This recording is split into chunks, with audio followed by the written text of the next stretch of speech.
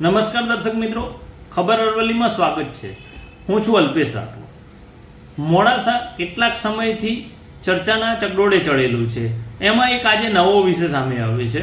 મોડાસાના deep વિસ્તાર તરીકે જાણીતા અને આ વિસ્તારમાં હોસ્પિટલોની સાથે સાથે કોમર્શિયલ વેપારીઓ પણ ઘણા બધા છે। આ વિસ્તારમાં આવેલા એક શોપિંગ સેન્ટરમાં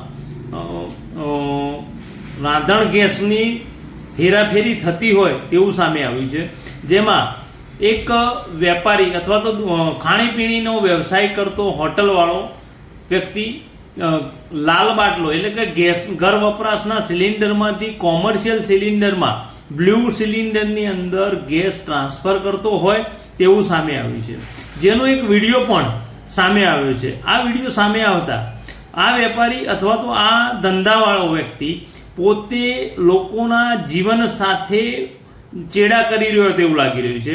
જો ગેસ સિલિન્ડર ટ્રાન્સફર થઈ રહ્યો છે એની અંદર જો બ્લાસ્ટ થાય તો આ શોપિંગ સેન્ટરના ધજિયા ઉડી જાય એવા છે।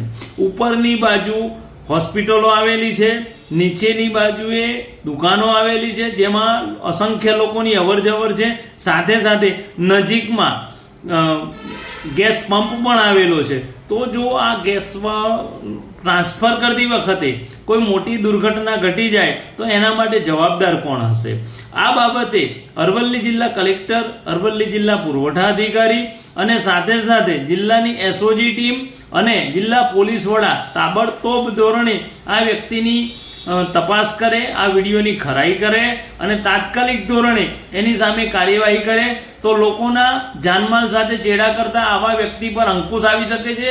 આ વ્યક્તિ દ્વારા અવારનવાર આવા કૃત્ય કરવામાં આવતા હોવાનું પણ લોકોના મુખે ચર્ચાઈ રહ્યું છે।